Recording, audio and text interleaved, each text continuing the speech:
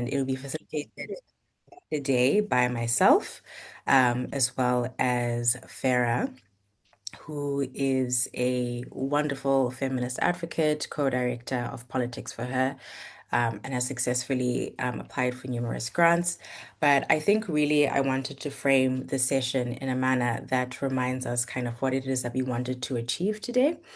For the wonderful people who were able to send us a response for the form that we shared just before this session. A lot of the things that came up is really for people to feel confident in what they're doing, but also to feel grounded in what they're doing. And so I wanted to start this off by just reiterating the fact that the climate of funding and getting grants is one that is especially fraught right now. And what we want this session and these learning huddles to be is to be a space where you feel comfortable in learning, but also in sharing whatever knowledge that you have. And so, although Farah and I will be facilitating and providing our insights, please feel free to use the chat option not only as a space for you to ask any questions, but also for a space where you can share resources, share information. We really want to deconstruct the idea of this top-down way of sharing knowledge as part of our feminist praxis. And so we really do encourage people to engage actively in the chat room, just as a means to also share resources and share information. Obviously, given that this is a space that we are sharing collectively with people from all over the place, just a reminder that we are going to maintain respect, maintain all the information that we're getting here, if it's personal and it's shared, that it's not something that's going out there.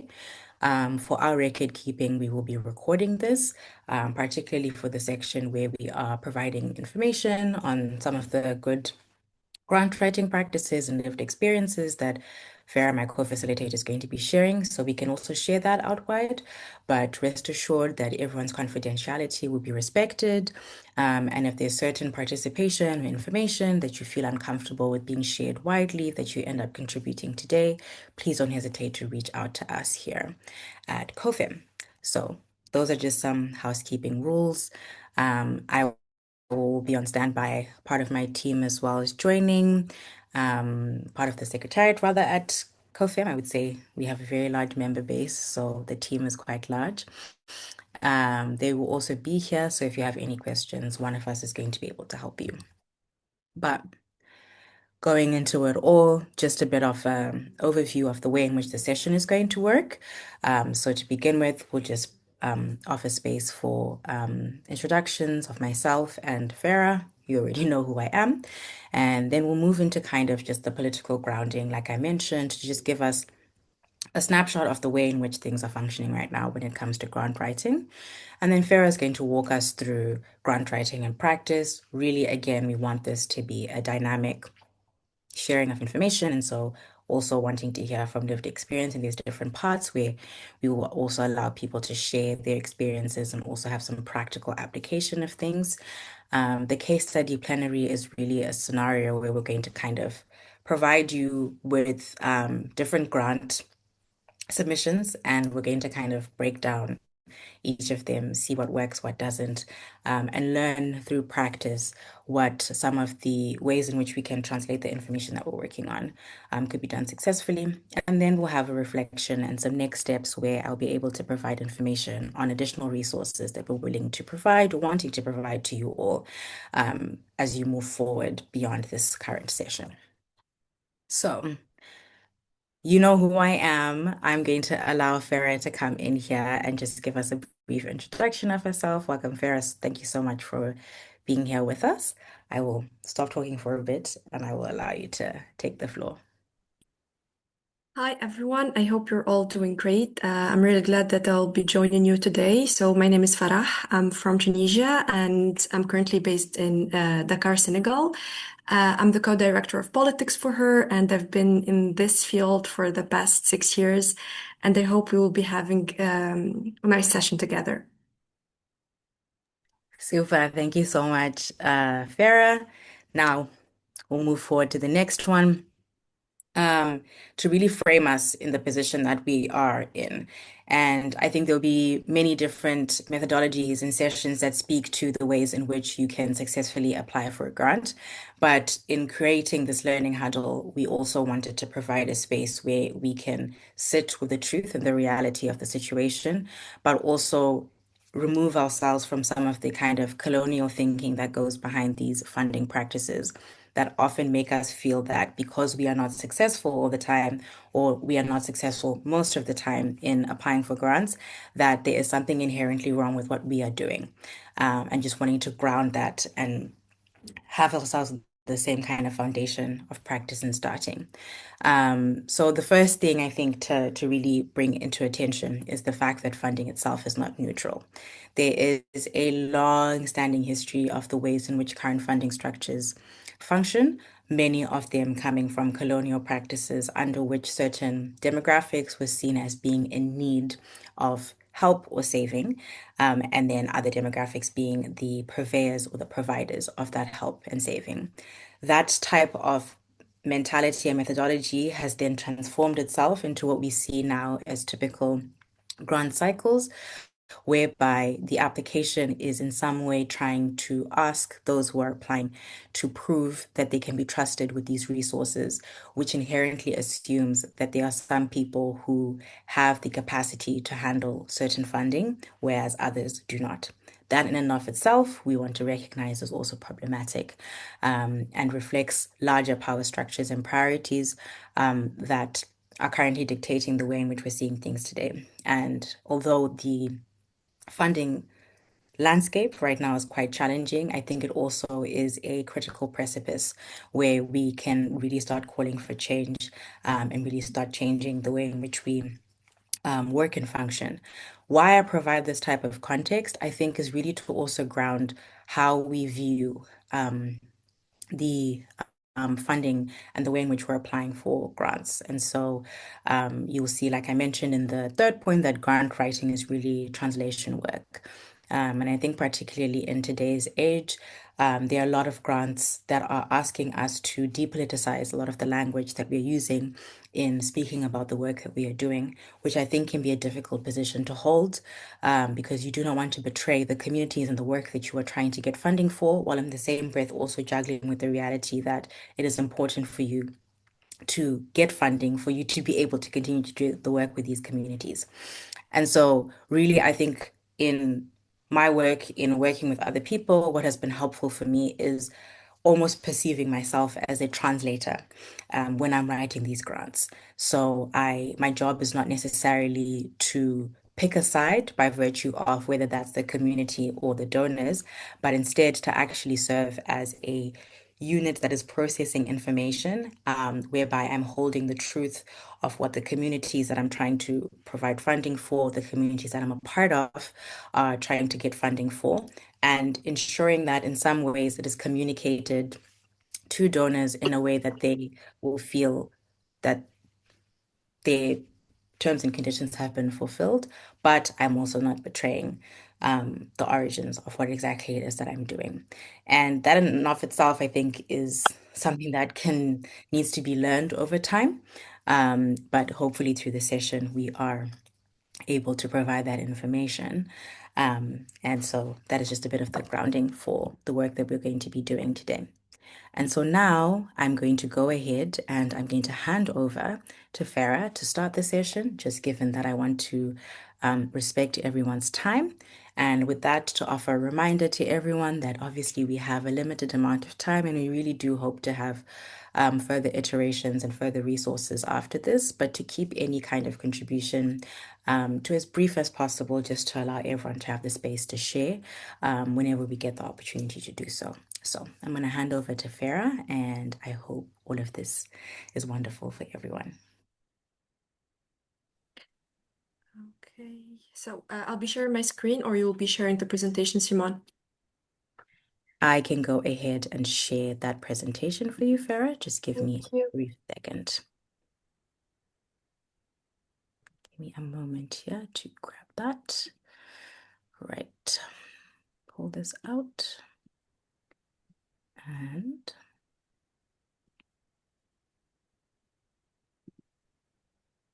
is now that my computer has decided it wants to split views. Apologies for that. I want to make sure that you are just getting the presentation only. Right. Pull that out of there. Thanks.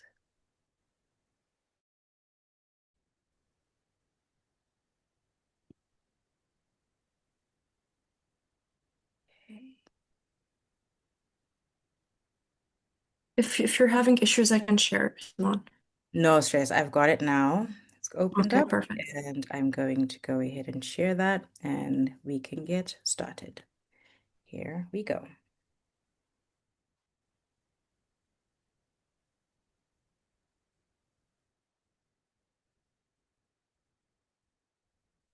Are you able to see the presentation? Yes, we can see it. Okay, perfect, because I can't see it on my screen. Okay. Okay, it's fine. So, today's session is about crafting compelling proposals and to learn how to strategically position your work so funders actually understand, trust, and want to support it. So, before we go into techniques and tips, I want to clarify that the core of the session is to highlight that proposal writing is not primarily a writing activity or exercise. It is a decision making and a translation process. So you are translating complex realities of the communities that you serve. These contexts are often political, social, and contextual. And you will translate it into a structured format that someone external who does not share your lived context or know much about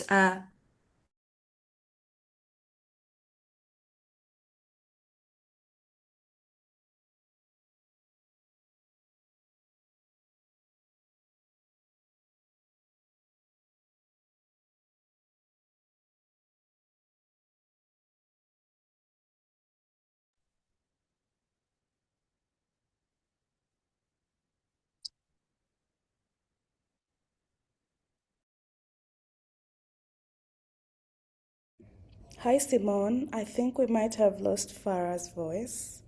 Farah, are you still on? I think Farah Yeah, maybe also dropped off. here I am recognizing that. Let me reach out. Apologies for that.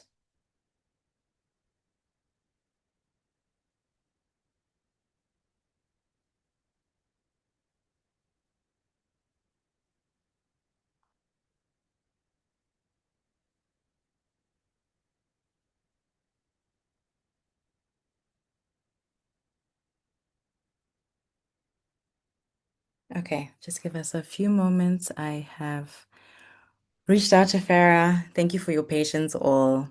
And yes, you're so right, Daniela, in that technology will really come and embarrass you. Okay, she's rejoining.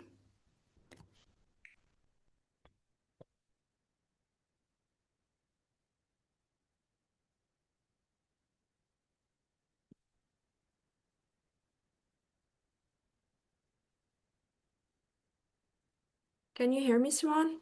Yes, we can hear you again. I keep getting kicked out of the meeting because it says that the meeting has reached its maximum number of participants. Okay, I will, on the back end, you can just continue. I'm going to try and resolve that. Sure. We have had a incredible turnout, but no worries. We will be handling that. Please go ahead. Sure. So, as I was saying earlier, your work will mainly be translating the realities of the communities that you serve into more structured formats that someone external to your organization, who does not share your perspective or your lived context, they need to understand and evaluate your proposal within a limited time. So, this mainly creates two constraints. First, it creates this cognitive constraint. Reviewers are reading multiple proposals under time pressure. They're not studying your document. They're literally scanning for clarity, logic, and credibility. And the second constraint is that they do not necessarily share your assumptions about what matters, what is urgent or what is obvious. So your role is to reduce both types of friction, make your logic immediately visible, and make your assumptions more explicit, and make your claims verifiable. So we are going to focus on practical tips, what works, what doesn't, and how to avoid the common traps that weaken strong projects. So before we start, I want you to think about the last proposal you worked on, for those who worked on proposals, or for those who are willing to write proposals in the future. Take one minute and write down one thing that felt difficult while writing a proposal and one reason you think it's not as strong as it could be.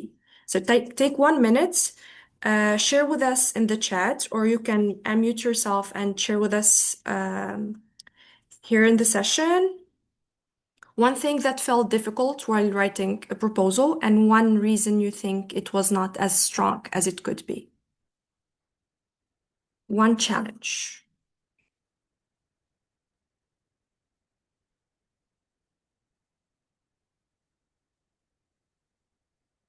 Okay, budget allocation,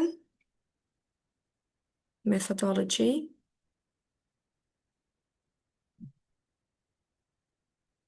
Okay, lack of information and data on real contexts. Linking the gap with the expected outcome, donor proposal formats. Yeah, donors tend to provide not user-friendly formats with limited number of characters, especially for the ones that you need to apply to online.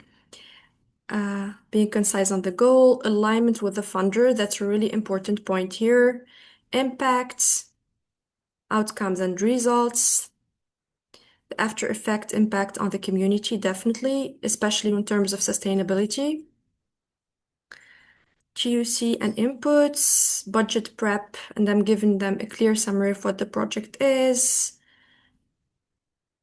A tech company proposal, avoiding the words women, gender-based violence. Yeah, definitely. Language, donor expectation. So like mainly the answers here are clustered into different categories. Like we can see clarity issues, alignment issues, time and resource issues, difficulty explaining impacts. Okay, we'll be going through all of these categories today. Simon, can we move to the next slide?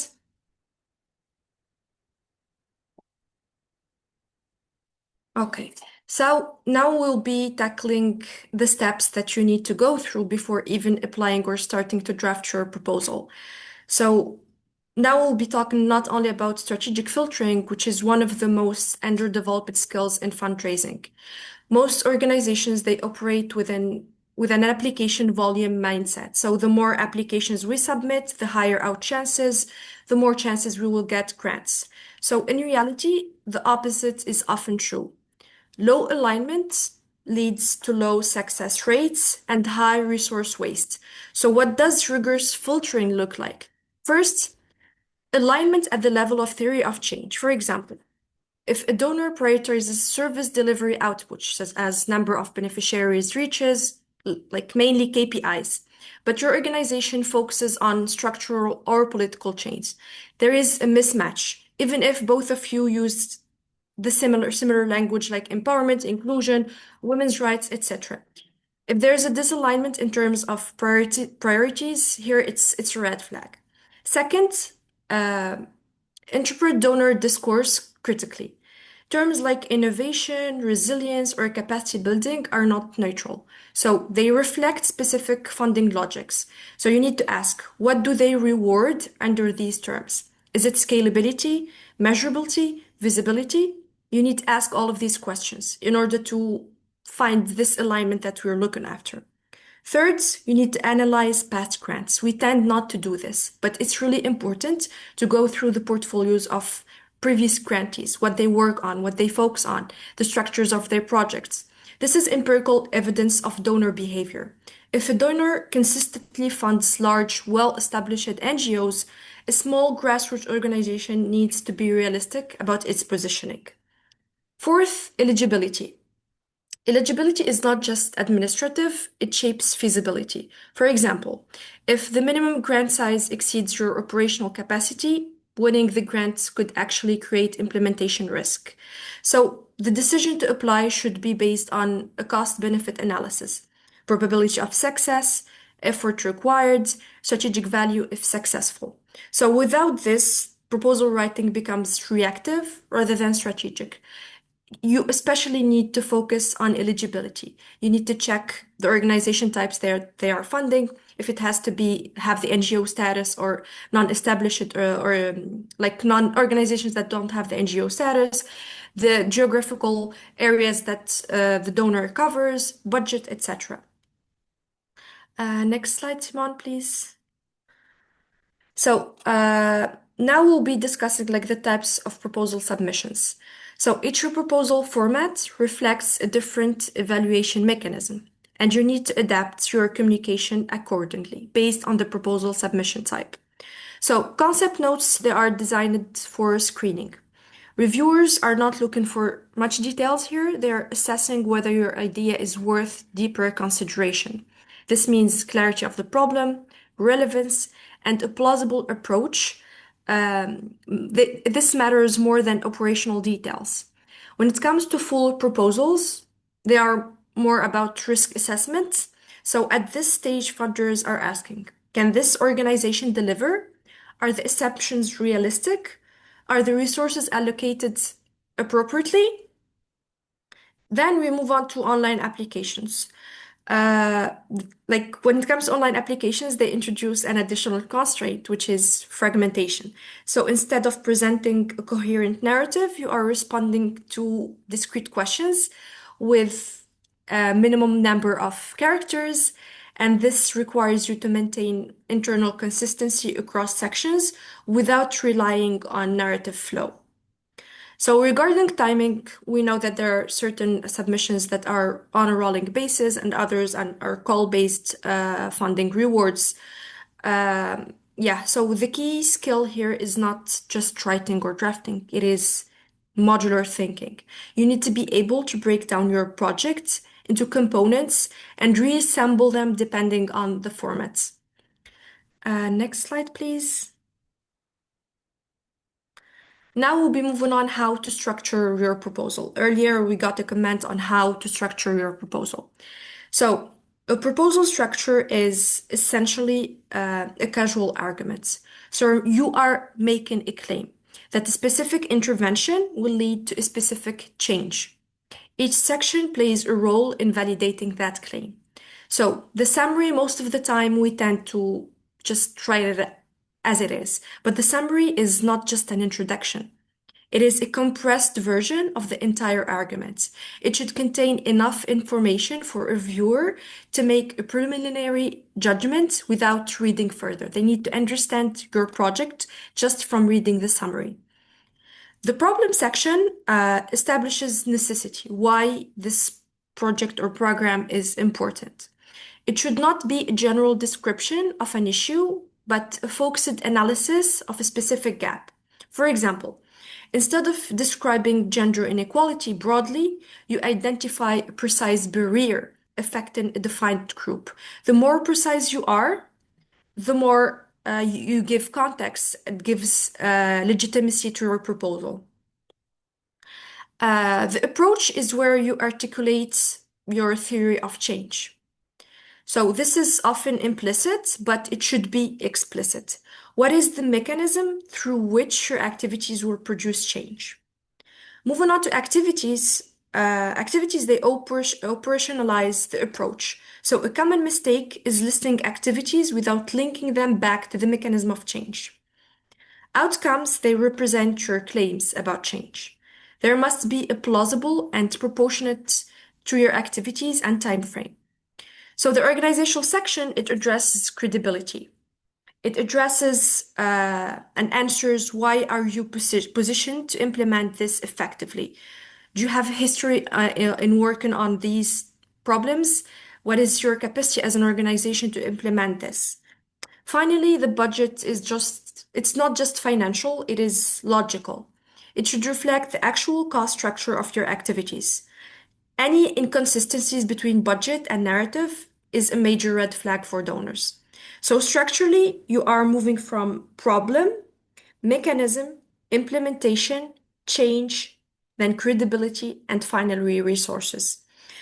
If like any of these links are weak, the overall argument weakens. It weakens your whole proposal. Moving on to the next slide, where we will be covering what funders are looking for in proposals. Next slide, please, Simon. So, funders, they mainly evaluate proposals through a risk lens. There are three primary types of risk they assess. Conceptual risk. Is the problem clearly defined? And does the proposed approach logically address this problem? And then there is the operational risk. Does the organization have the capacity and plan to implement the activities effectively? And then the impact risk. Is the climate change realistic and measurable? So a compelling story helps reduce conceptual risks. It shows that you understand the issue. Okay, so clear activities and indicators reduce any operational risks. They show that you have a concrete plan. So you need to be realistic when it comes to KPIs because this reduces your impact risk. It demonstrates that your claims are grounded. So many applicants, they go through this one mistake, which is overcompensating in one area. For example, focusing on heavily on narrative without specifying metrics increases perceived risks. So we know that donors love KPIs, but we need to find the right balance between our storytelling, our narrative, and the metrics. We need to find that right balance. So your proposal has to distribute evidence across all of these dimensions that I've been mentioning. So I just want you to reflect now and put yourself in the position of a funder, and you receive two proposals. One is very ambitious but vague. Yet you receive the second one, which is modest but very clear, precise, and concise. Which one do you fund? Logically, we will go through with the modest and very clear one because it's clear. They know what they want to do. They have clear KPIs. It's feasible. It has to be feasible in terms of KPIs and also budget allocation. So here, credibility is built through clarity and realism, not just ambition. Moving on to the next slide. Here I have one example to showcase that proposal summaries are really important. I just want you to go through or skim through the two summaries, have 1 minute to go through both summaries, and ask yourself which one you are more inclined to fund as a donor, or you're more inclined to keep reading the whole proposal.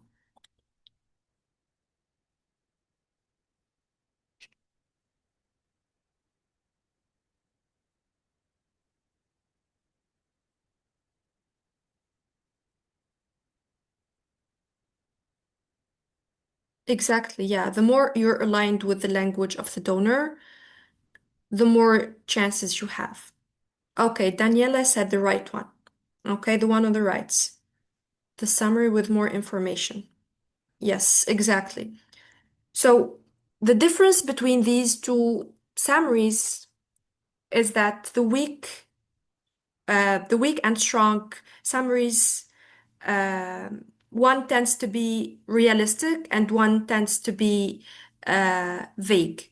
So the weak summary relies on abstract categories. It assumes shared understanding of terms like empowerment or awareness. Yet the strong summary removes ambiguity by specifying the target population, the context, the intervention, and the expected change. It also introduces scale and time frame, which are essential for evaluating feasibility.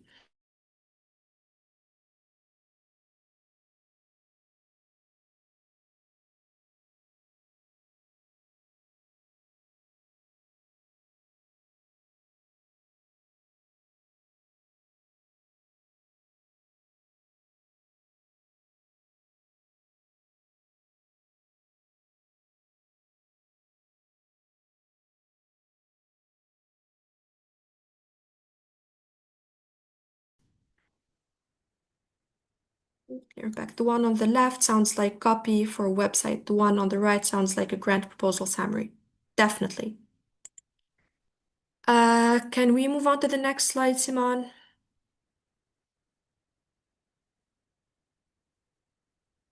So now we'll move on to the more practical stuff. How to make your application strong. So people usually tend to impress, not to communicate. So here we highlight the importance of specificity. So specificity equals credibility. It functions as evidence for your proposal. So when you specify, you are working with who, where, and how.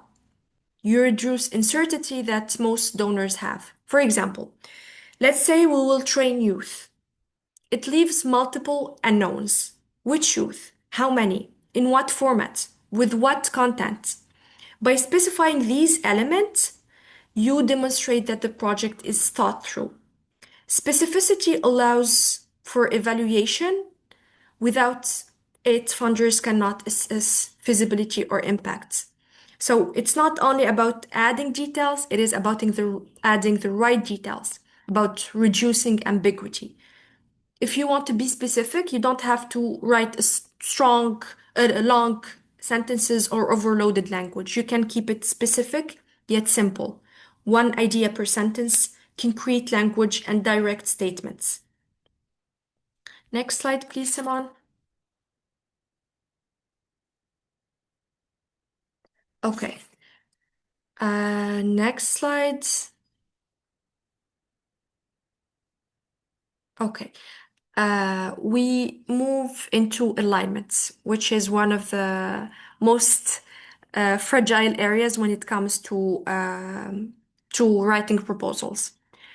So you need to strategically position your proposal without diluting your language and also keeping yourself aligned with the language of the donor. So alignment means identifying overlap between your objectives and the donor's priorities. However, over alignment, where you reshape your project to fit perceived donor trends, here it will create inconsistencies internally.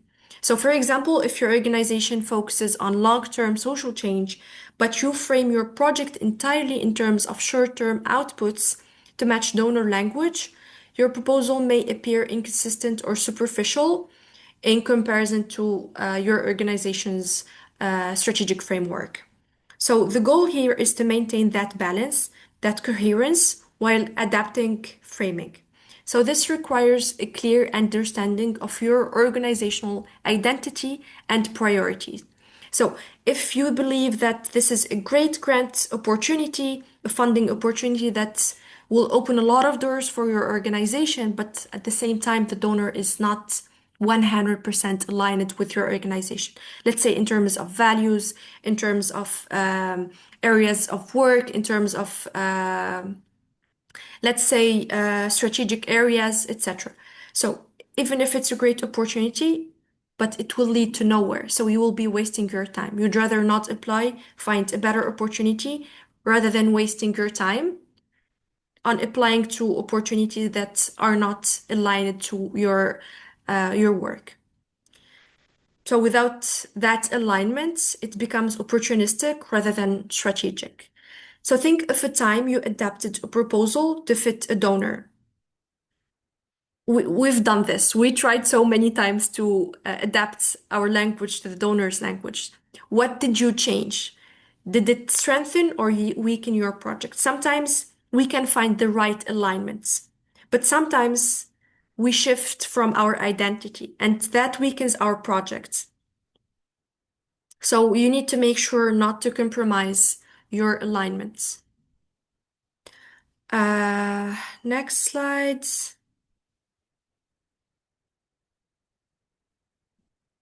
Next, please. Yes, okay. So from an operational perspective, proposal writing should be systematized. So developing a repository of core content reduces time and it increases consistency. However, it must be adaptive. So you just can't write one proposal and copy paste it to all of your grant applications.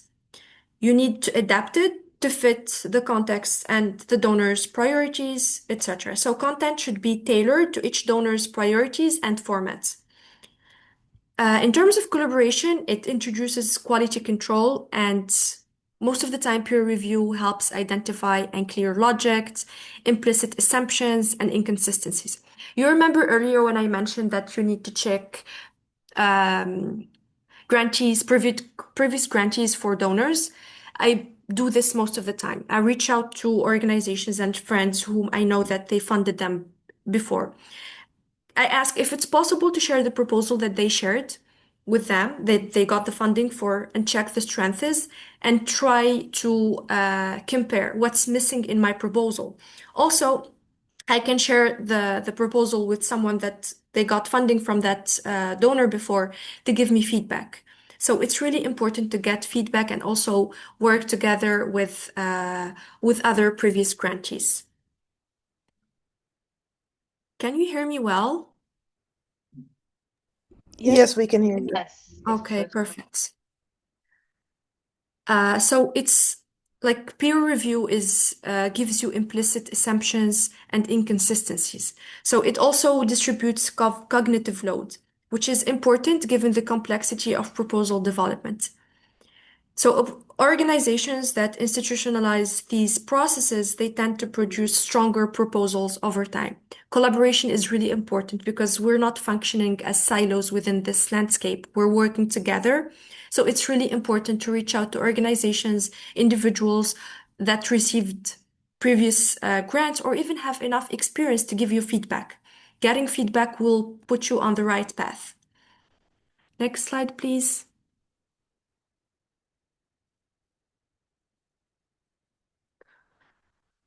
I can't see the chat, so I can see one question. What do we mean exactly by the donor's language? So donor's language. Now, for example, I'm working with politics for her, and most of the donors now, like for politics for her, we focus on women's empowerment and providing women with the necessary tools to be more active in politics.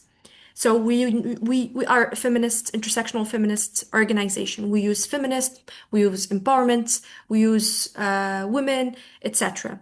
Nowadays, these terms are considered radical. We even heard from donors, try not to write the word feminism in your proposal because that's extreme, that's radical. Here, it's a clear misalignment because our values are not even aligned. But I'm trying to give you an explanation of donor language, the terminology that they use. Try to go to their website, try to read more about the language that they use. How do they structure their sentences? Which terminologies they tend to use to talk about youth, for example, to talk about women. Try to use the same language, of course, without losing your identity. Is it clear, Razan? Yes, it is. Thank you. Okay, sometimes donor gave us the word limit for summary. How can we manage strong summary in that case? As I said earlier, you answer just that question. You don't have, for example, if they're asking you about activities, you just talk about the activities. You don't mention outcome or outputs. We tend to put everything while answering one question. This is first. Second, when it comes to the word limit, you need to be precise and concise and just mention the most important things. For example, if they're gonna read that sentence or paragraph, are they gonna understand everything? What sentences do you feel that there are extra? Avoid extra description. Just be precise and concise. Keep everything clear with clear activities, for example, clear objectives, short sentences, and avoid description and long sentences. Any more questions?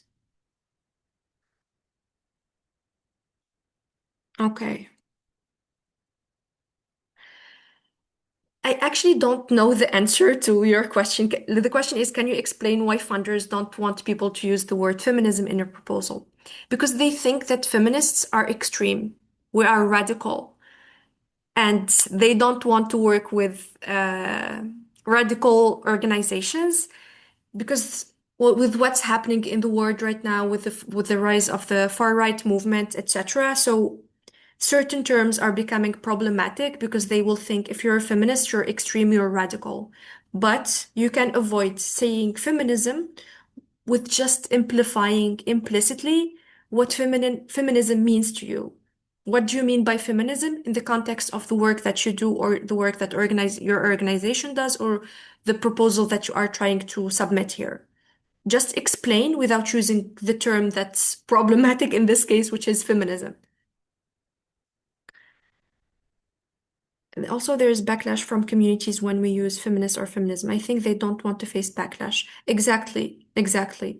So avoid using the terminology that will cause problems to you because they will see, for example, in our context, we work in the Swana region and they believe that we are feminists. So we are against religion, we are against Islam, we are against our holy book, but that's not what it is. That's not feminism. It's just their misinterpretation of feminism. So donors try to avoid this kind of backlash too. That's a great point here to highlight. Yeah, radical feminism. Exactly. Moving on to the next aspect, which is log frames. So, log frames, most of the time, donors ask for log frames after you pass the first screening exercise, and then they ask you for a log frame. Sometimes other donors, they ask for the log frame after you get the funding. Most of the time, organizations think that log frames are a bit tough or they do not know how to navigate log frames. It's simple. Log frames are literally a formalization of your theory of change, the theory of change of your proposal. So they require you to articulate causal relationship explicitly. So, for example, activity, output, outcome, impact. Let's say activity, you will conduct training sessions. Output, the number of sessions delivered. Outcome, increased knowledge or behavior change. Impact, broader social change. So it's a link.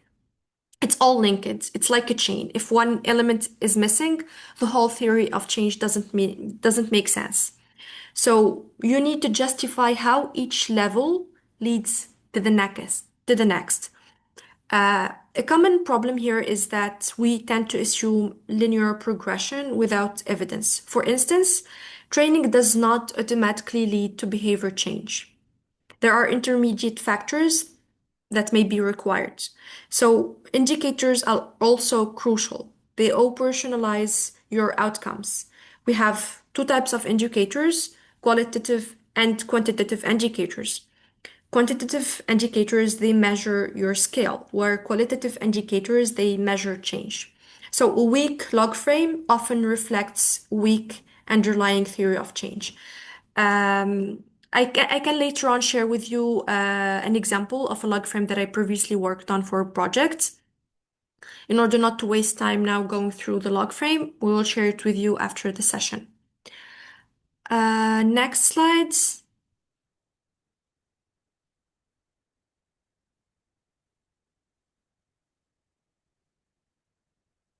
Okay, so how to make, no, next slide, Simon. This is the previous one.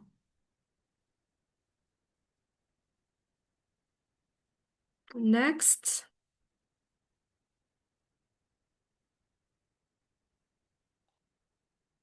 Okay. Sorry about that. It was going back. Is this the correct one? Yes, this is the correct one. So now we'll be going through green flags. These are the green flags that you should have within your proposal. Before developing the proposal, you need to know your funder, the mission, the areas of focus, the geographical areas, the funding criteria, the size of the grants, deadlines. You need to know all of this before you even decide if you will be applying to that opportunity or not. You need to also know yourself. You need to understand your organization and the thematic focuses of your organization and the work that you do. You need to quantify impacts, demonstrating measurement capacity, your strengths, weaknesses, opportunities, and threats. Also, be as true to yourself as you can be. Be authentic and dare to leave your touch and the spirit of your organization in your proposal. Also, at the same time, keep yourself aligned to the language of the donor. This is the part that donors love the most, which is how the commitment and the role of the funder is crucial in enhancing your commitments. Your role and commitment is important, but also the funder's role is also as crucial and complementary. Next slide.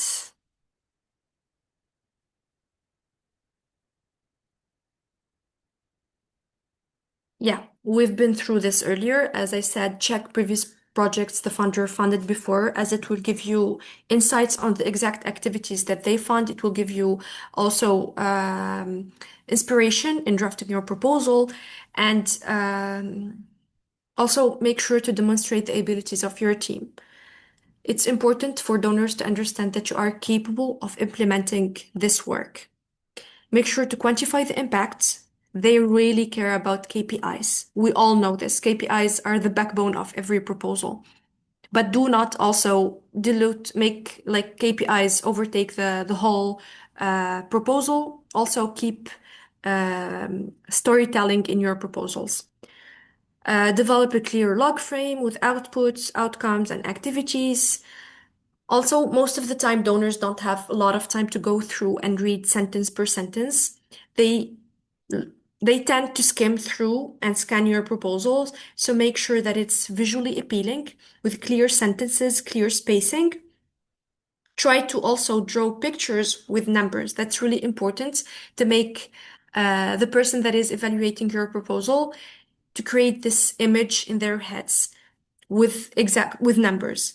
Also be human, show emotions, but don't go overboard with emotions.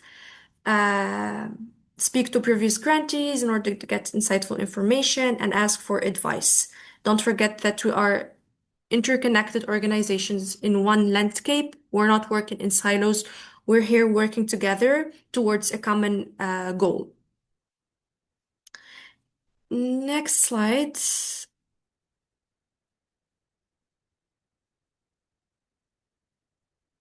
Next, please.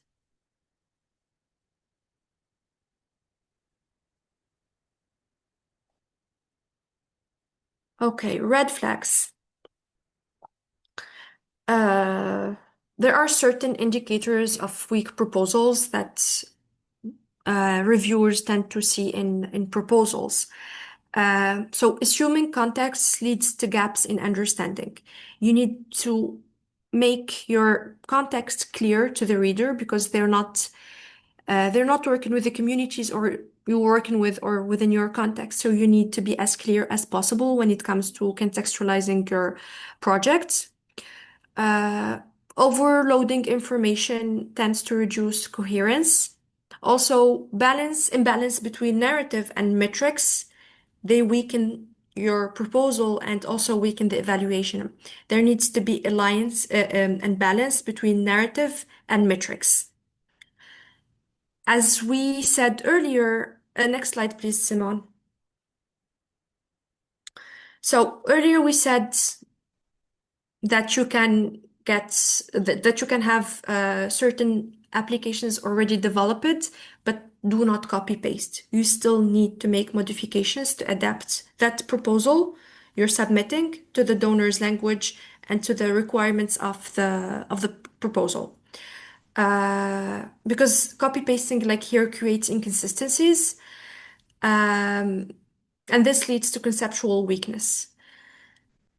Don't make your proposal an information dump. We tend to put all the information out there, but you need to reread. You need to look to your proposal from the eyes of an external reviewer. Don't put all the information. Put what is necessary, what will make a change if you remove. Like, tend to look to your proposal and say, if I remove this, will it make sense to the reviewer or not? Okay. Also, make sure to always give the proposals that you draft to someone else who doesn't know much about your context and your organization and get their feedback. Because having an external person reviewing our work could give us more feedback and help us draft better our proposals. So all of these elements are considered as risks for donors. So make sure to avoid any of these red flags and try to work better on being concise, precise, and aligning your language with the requirements of the donor. Next slide.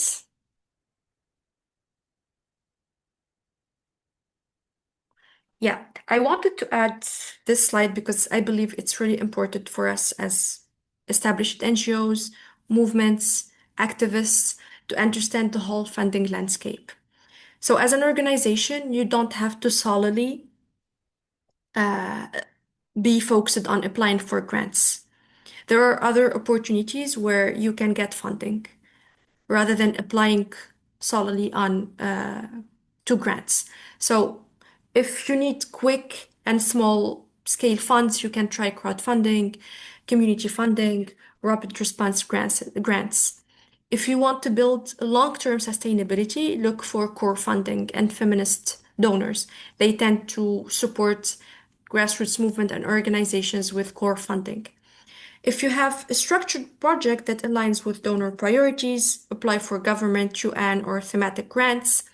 And also, if you are open to creative funding models, you can try income generating activities, partnership, CSR funding, and social enterprises. We always tend to lock ourselves within these boxes of applying for grants, but there are a lot of other opportunities out there, and I want you to discover them. Actually, there's a toolkit that we worked on, Simone and myself, last year with Walk in the Talk Consortium that we can share with you later on how to diversify your income streams and not solely focus on grants. In order to put all of this into practice, we'll be working on an activity together. I will go through the questions later on and try to answer you, but for now, I will share with you two proposals, and I want you to go through these two proposals. I'll give you, how much time can we give for this activity, Simone?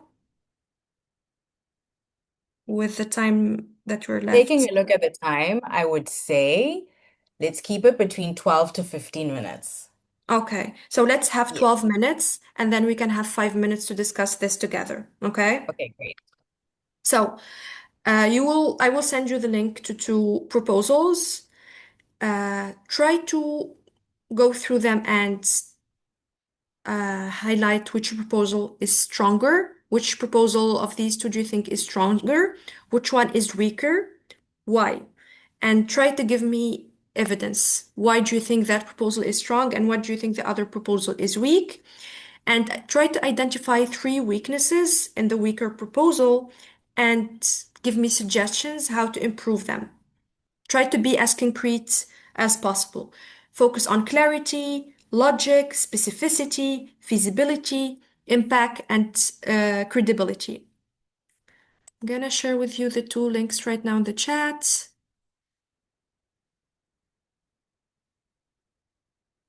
So I tried to give two formats here. One is an online application that gives you a specific number of characters, and the other one is a proposal that they sent to a donor.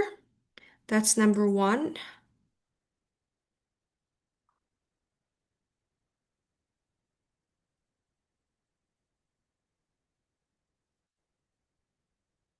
Were you able to open the links that I shared in the chat?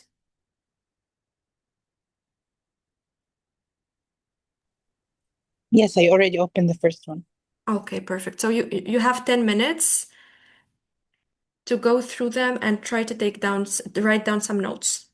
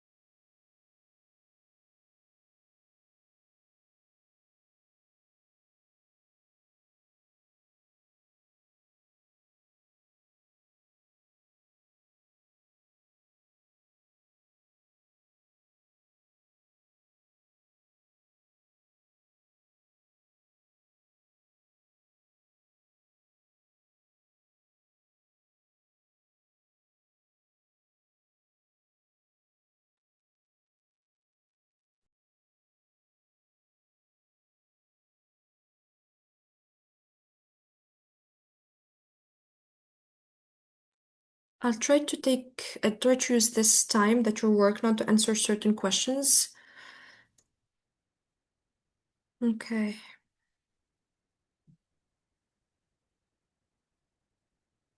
So, Smriti, she asked, how do you demonstrate abilities for an organization that is new? So, most of the time, donors have this criteria that they only fund organizations that have been working for the past 2 or 3 years. Like, even for politics for her, we struggle with this. Politics for her have always been there, like since 2016, I guess. And you need to be a registered organization. So you need to have 3 years of being a registered organization. Even though like we've been working before that on advocacy, awareness raising, calls to actions, etc. So it's always a struggle to demonstrate your abilities when you are new or you don't have the NGO status. So always make sure that you apply to grants that do not have this criteria of being out there as an NGO registered and all for 2 or 3 years. For a new organization, you can start on working on activities that do not require funding. Like for Politics for Her, we did advocacy, we wrote articles, we wrote blogs, we had sessions with the communities that we serve. We go through the needs that they require, the tools that they require, and then we provided trainings, webinars, etc., with our own resources, and that led to funding. So as an organization, you don't have to start directly with funding. You can start working on your own with the capacities and the knowledge that you have and your team has, and then you can move on to applying to grants.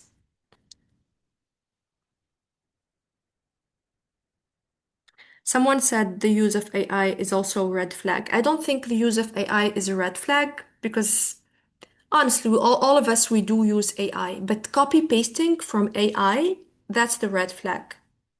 You can ask questions on how I can rewrite this, how can I best position myself for this, and then rewrite it with your own language. Because AI is useful, but you need to use it wisely because like now most of the time they run their the applications that they receive through AI detectors and they directly eliminate those who used AI. So use AI wisely. If you struggle with something, ask how to best strategically do this. Don't copy paste from AI.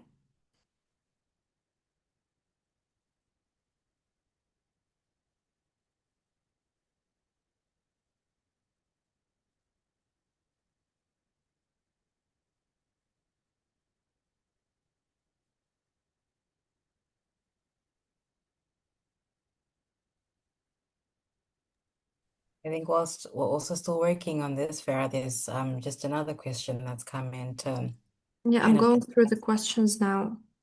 sure.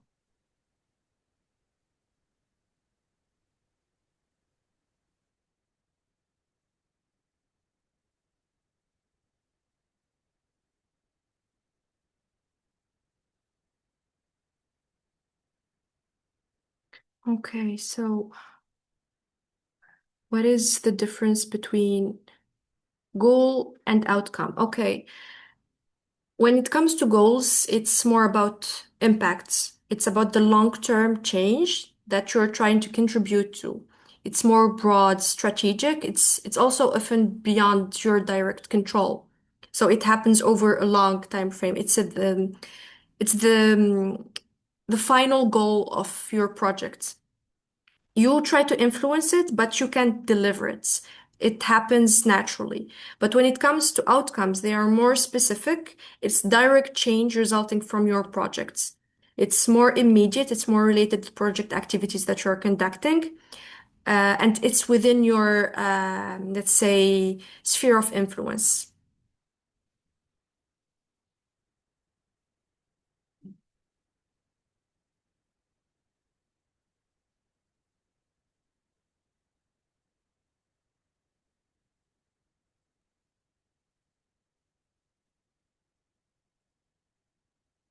I didn't quite understand the question. Can you please also share some red flags from donor RFP or call for proposals? I didn't quite understand the question.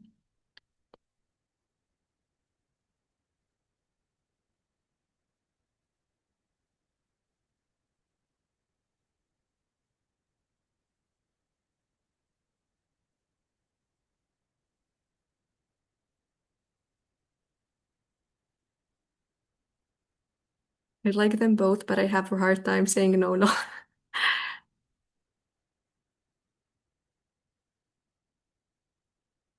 So, Mariam, concerning Doria, how did you know that they assumed that the budget is higher than the amount that they mentioned? Is it because you didn't get the grant, you assumed it's because of the budget?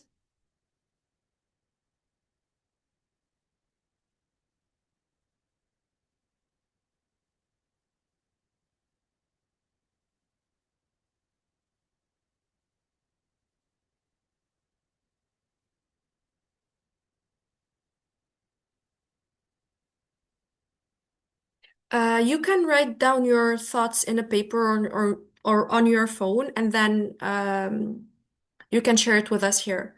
Either if you want to write it down in the comments or like unmute yourself and share it with us directly.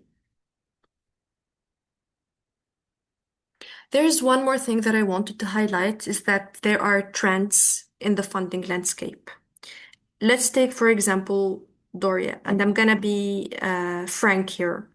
So there are two trends at the moment. Don't hate me for saying this, but I'm trying to be as honest as possible. There are two current trends in the funding landscape. Donors, they are either funding climate change, adaptation, etc., or the LGBTQI plus movement. And most donors are looking for these areas. Even though they say we fund women's rights organizations, we fund this and this and that, but there are certain trends within the current landscape that change. But the hot trends right now are climate change and LGBTQI plus issues. So in order for you to be strategic, for example, but without, of course, um, moving away from the purpose of your organization. So, for example, if you're working on women's rights and you really need money or you really want to do a certain project, you need to work on how you can align women's issues that you're trying to cover with climate change. Most of the organizations like I'm seeing right now, they're trying to focus on the intersection between climate change and gender issues, like gender issues that are resulting from climate change or women on the move because of climate change, etc. So you always need to understand the current landscape, the trends.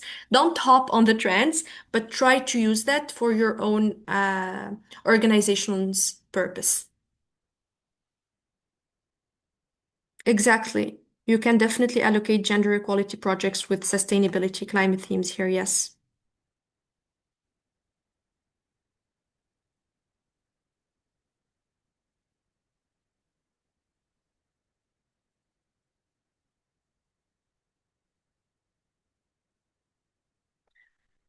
Okay. So feel free to raise your hands and give us your feedback about the two proposals, or you can use the chats.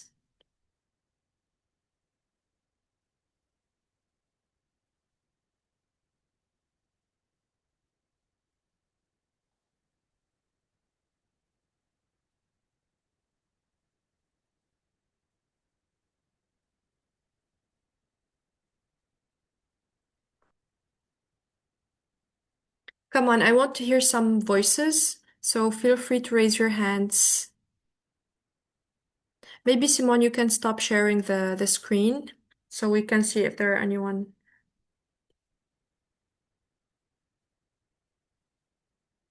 I can speak. I can say what I wrote in the chat. Yeah, go ahead. Hi. So upon skimming the proposals, I would say the first one seems stronger, and I intentionally skimmed it to pretend like I'm a donor. I would say the first one seems stronger. I kind of got the overall vibe that they know what they're talking about. They're in the subject. They have been working on the topic for a very long time.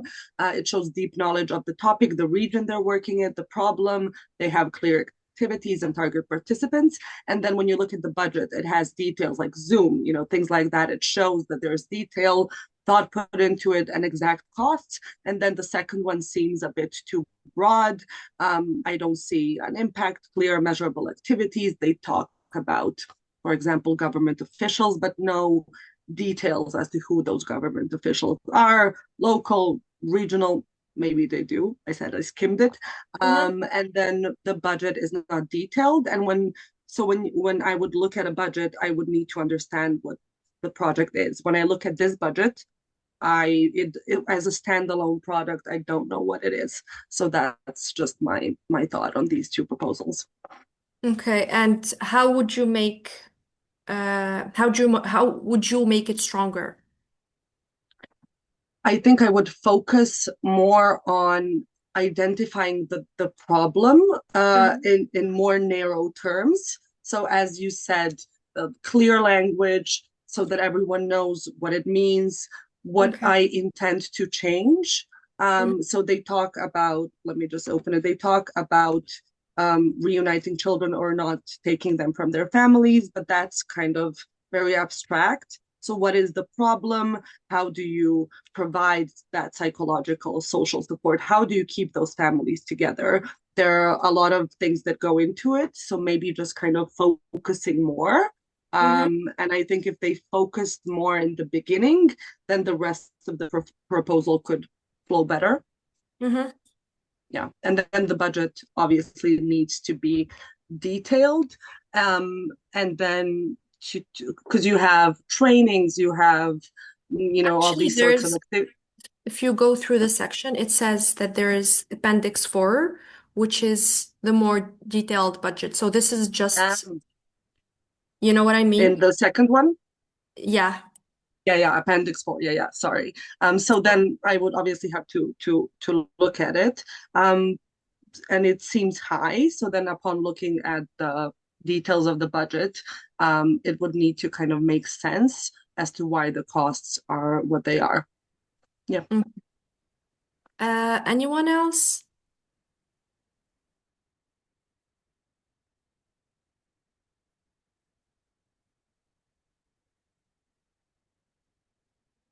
If you're not comfortable unmuting yourselves, please write in the chat.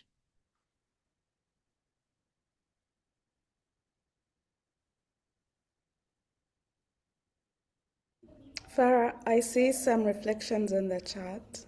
Okay. Yep. So the first one, I can't, the first one, which is the Doria, right?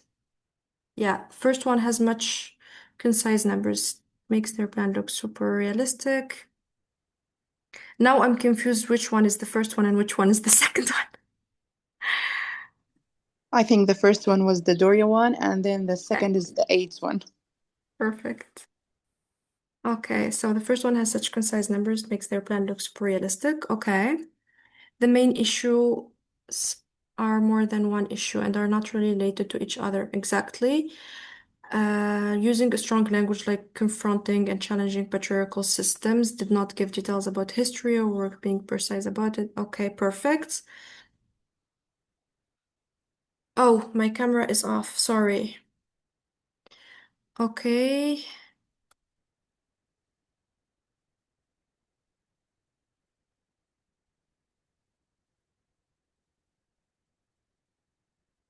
ASOC, the quantitative data reinforces the proposal's narrative. It demonstrates that the organization is well positioned and adequately equipped to lead the initiative with a clear articulation of implementation steps and budget allocation. Yes, definitely. So both proposals are fundable, but one tends to be more detailed and more specific, and the other tends to be a bit vague. So I shared the two examples to show you that both were submitted to donors, but in my perspective, one is a bit more clear. It's a bit detailed. It has and covered all aspects and more focused on one aspect, and the other is a bit vague and fragmented. So I'm gonna say this again, it's not a weak project idea. It's just too broad. For example, the first one, which is the Doria Fund one, it's a bit too broad. Also, it's hard to fund. It covers GBV. It covers mental health, LGBTQI+, displacement, sexual reproductive health and rights, advocacy, and research. This is a lot, especially if you check the number for the budget. It's a bit misaligned. So the donor would ask, will they be able to do all of this with such budgets? So also geographic scope here, it has multiple countries. We have Jordan, we have Egypt, and we have Lebanon. So the donor would ask, do they have actual team members who will be doing the work on the ground, or is it going to be online? Donors tend to prefer activities that happen on the ground. So this raises a lot of questions here. Exactly. The narrative is compelling, but it lacks clear metrics. And the scope is overly broad. I definitely agree with you, Sarah, here. Also, another problem, it feels like it's more than one project condensed together to fit one project. So it's multiple projects in one. When donors see this, they tend to ask, is this realistic? Especially with the grant size. Also, there's a lack of sharp focus. There are a lot of problems, but does not prioritize what's the main issue here. Because here we have healing groups, we have mobile units, we have policy work, we have research, we have storytelling, we have advocacy. What is the core intervention here? You need to highlight what's your core intervention. Also, outputs are clear, but outcomes are weak. So we have strong outputs here, like workshops, training sessions, mobile services. But what will happen? What's the change that will concretely happen after this project? What else? There's also a lot of repetition within the proposal. Certain terms are being used several times, like trauma-informed care, intersectionality, urgency of crisis. So there's a lot of text, which leads to something being a bit vague and unclear. Moving on to the second proposal. Oh, maybe I can give you a few advices on how we can fix this proposal and make it way more stronger. So we can here modify to make the focus on one or two components, either the healing sessions or the training sessions. We need to define clear outcomes. What change will happen on the short and long term after your program? Also, we try to reduce the scope of the countries here to pick one country rather than three countries. Try to cut repetition, short sentences, clear ideas. Try to simplify the language here. And as I said earlier, I want to highlight that the idea is not weak. It's a great project, yet it's not well written. It's not fundable. The second proposal, it's clear. The summary is clear. If you read the summary, you will understand the whole project, the KPIs, how many people you will reach, the focus, orphans. So why this works? It's because it has specific numbers and KPIs. It has a clear model. It has a clear theory of change. It also has an immediate understanding of scale and approach. You can know what's the project about if you just read the summary. Also, there's a strong use of evidence in the problem. They used data. They explained why this matters.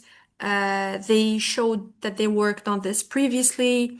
There's a history. There's a lot of explanation why they are the best fit to work on this project. Also, there's a clear focus on the objectives. Exactly like what they want to do. Pilot 2 districts over 2 years, focus on community-based support systems. Why this is important and why it works? Because it has a limited geography, defined timeframes, and realistic scope. There's also a strong logic, clear activities, clear outputs, clear impacts. So what does this lead to? It leads to credibility. You're clear. You know what you want to do, so the donor will trust you. Also, like the budget, they provided an annex with a clear budget allocation per activities. The scope is controlled, which is a really key important point here. They have 2 districts only, pilot approach, focus on one main strategy. So what What's the main purpose of this exercise is that I wanted you to understand that you need to be as specific as possible while drafting your proposals in terms of numbers, KPIs, location, geography, timelines. Try to be as realistic as possible in relation to the budget too. You need to have clear logic of change. You like the reviewer needs to understand your theory of change from the summary, which will make going through the rest of the application more easier. You need to use evidence, not just intention. You need to prove why you're the best fit to conduct this project. Also, you need to build credibility through proof. We implemented this before, we successfully did this before. It will make it easier for donors to say yes to your proposal. Maire, I see you're raising your hand.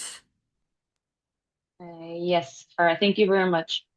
Yeah, one thing that I would one thing that I was able to see by comparing both proposals, that it also works as a mirror for us grassroots organizations. Like, it is important that we learn how to, we have like this amazing capability of talking about context and feminism and all these concepts that are very abstract, and we have very strong political views. That is something that it's already in place in our capacities, but it's something that in my organization we are learning to do, and it's to translate that to these more technical and easily understandable language, where you are able to show how feminism, I don't know, reaches the KPIs that you envisioned for your project. So when I was reading this, I was seeing how an organization can have a really strong political statement and yada yada, but how do you translate that so that the donor can see, for example, the summary of your project and says, this is the one? And it's something that we as an organization are learning, because none of us have, in Spanish you say pregrado, but a university. We didn't study like international relations or stuff like that. We have very different backgrounds, and we are in a process of learning how to construct proposals that are clear overall, that are clear and understandable. Because, for example, if we work in Latin America, exactly in Barranquilla, Colombia, it's where we are placed. So when we are learning to transmit our context and what our projects are aiming to do from here to the people that it's not here. So all this workshop has been really enlightened. So thank you very much for all the information. Thank you so much, Mary. I just want to give you one advice, which I usually do most of the time. I tend not to write the summary as the first thing. It's the last thing that I develop, which is the summary, because you will, as you're drafting your proposal, you will grow to understand more what you're trying to do, what are the objectives of the program, of the proposal, the activities, etc. So as soon as you finish all of those steps, you still have the summary. It's better to draft it at the end of writing all the sections, because it will give you clarity. Also, try to look at your proposal from the eye of an external reviewer, someone who doesn't know your country, your context, the population that you're trying to serve, or the scope that you're working on. So try to make it as simple as possible with giving context. Try to give the context, what's happening, give numbers, explain the context and the scope, but with simple language. Don't overcomplicate when it comes to language and jargon. Keep it as simple as possible with concise, short sentences, right to the point. And then try to also put all the other sections within the summary, but try to make it as precise and concise as possible, so that the reviewer could know what are the contexts, the scope, the activities, the objectives, and the outcomes, and your final goal. So you need to be as specific as possible when it comes to the summary, because it will give them that one glance of what you're trying to do before delving into the rest of your proposal. Marie-Yolène? Yes, thank you. First, Farah, thank you so much. This was so well done. The information that you provided, I can see how that's going to help me write differently going forward. So I wanted to say thank you. This was like a masterclass. So thank you so much for that. Thank you The so second much. thing I wanted to say was to also thank Simon for her grounding statement in the beginning. I'm not sure, and I don't want to speak for anyone else here, but it was healing. I'm not sure if you all realize what you did, but I want to make sure that I say it. What you said, Marie-Simone, in the beginning of the contextually putting our work in a lens that has to do with a colonized mind, I think is what you said. I know that there are many who are here who are wondering, why can't my grant get through? I put a lot of work into this.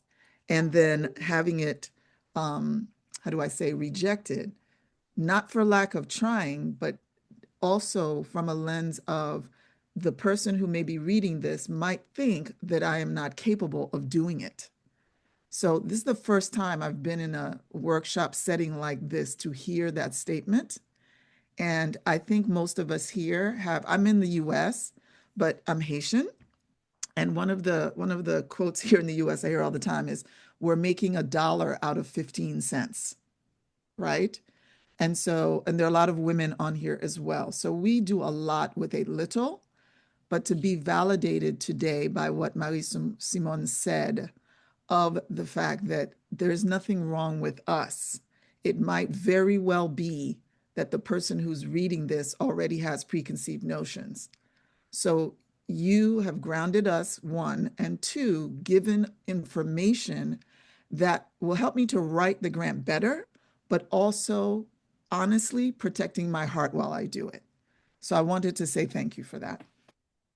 Thank you so much for your feedback.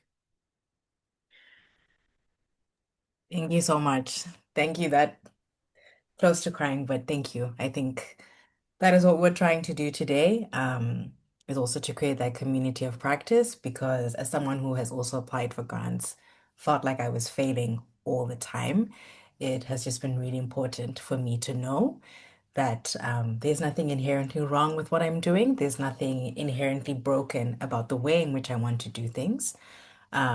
But we are currently functioning under a specific framework that in many instances does not support the creativity and different ways of thinking and doing. So really just reminding that to people, and thank you so much for acknowledging that. Farah, I don't know if there's anything else, just want to be conscious of the timing that we Actually, have. one just comment that I want to answer. There was a demand at the chat. So your thesis covers embed care economy as an ethical foundation that contradicts the neoliberal economy. So how am I supposed to frame that more strategically? My second question is that how should I frame my ROI if there is no direct money in return, but promising empowerment of young girls involved? There's no direct money in return. Okay, I'm gonna answer the first part. So talking about embed care work as an ethical foundation that contradicts neoliberal economy, that's too vague. You need to be as, and also that's intellectually a bit complex, but for a proposal, it's too abstract and without any actionable items. So you need to reframe it. Uh, you need to frame it and position it in a more theoretical debate. No, actually, you are currently it's mainly a theory, but you need to put it more into programmatic intervention. Your logic now, it does not answer what are you exactly trying to do? What will you be focusing on? What are the activities? Who are the populations that you will be working with? And try to reframe it as shifting from contradiction with neoliberalism, but it's more about the invisible labor, which creates measurable inequalities that we are trying to address. So If unpaid care work disproportionately falls on young girls, limiting their access to education, economic empowerment, economic opportunities, and participation in public life, politics, etc. So, despite its critical role in sustaining households and communities, this labor also remains unrecognized and unsupported, and it will limit the future of these young girls. So you need to reframe it in a more accessible, clear sentences rather than theoretical, and what activities you will be implementing to tackle this subject. Did I answer your question?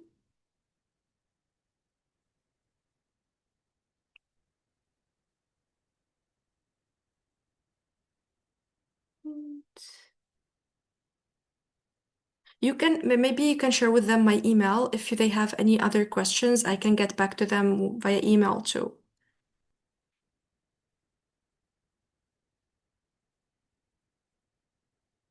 Yes, and we will definitely share all of these wonderful resources. Thank you so, so much, Farah, and really for everyone for being here. Really, it's been great to have people who are so willing to engage and willing to participate and listen to what we're saying. I think because sometimes also when you keep doing the same thing, you're kind of like, is what I'm saying even helpful or valuable? So really, we appreciate that, and we wanted to really reframe how we are doing this learning. So I'm so, so grateful to everyone who also gave their input in the chat or was speaking directly to other people, because at the end of the day, lived experience is such a great source of knowledge, and our individual lived experience will never pass or surmount a collective lived experience that has such diverse experiences and knowledge. So thank you very much. We are going to share the presentation and the recording with everyone, as well as some resources that Farah has shared, some toolkits that also to kind of go into this information. As I mentioned before, we're hoping to have a series of these. The next learning huddle will be next month in May. And we are hoping to kind of open up the space for these types of conversations. So, although the theme for the next one may not necessarily be around grant writing, I believe our theme next time is really about navigating burnout. I can only imagine that doing this grant writing and going through this process can be very challenging. And the following one is actually going to speak about communications within this, how to communicate within the current climate. And I think that speaks a lot to some of the questions that were coming up about how do I translate what I'm saying in a way that is not going to betray the politics of what I'm doing, but is also going to allow for some of these donors that are skimming through numerous applications to be able to really understand what it is that I'm doing. But I think also in the same breath, trying to reframe how we communicate and speak to ourselves about the work that we are doing, and be able to maintain that well-being. So we will be announcing the rest of the sessions as time goes by, and really hoping that over the course of the year, we really are opening up all these conversations. I just want to express my extreme gratitude for everyone coming in, dealing with all the kind of technical issues that we've been having. And we're really looking forward to seeing you all again. And we will be in touch and hope to stay connected. And CoFem generally is a space for community. So really feel free as well to use these interactions to engage with other people. Because, like I said, I cannot have all the answers. And that's great that I don't have all the answers, because there's so many other people who can provide their information and their answers too. So, with that, I will not keep you all for longer. Thank you once again, and I wish you all a wonderful rest of the time that you have, whether that be the morning, the afternoon, or the evening.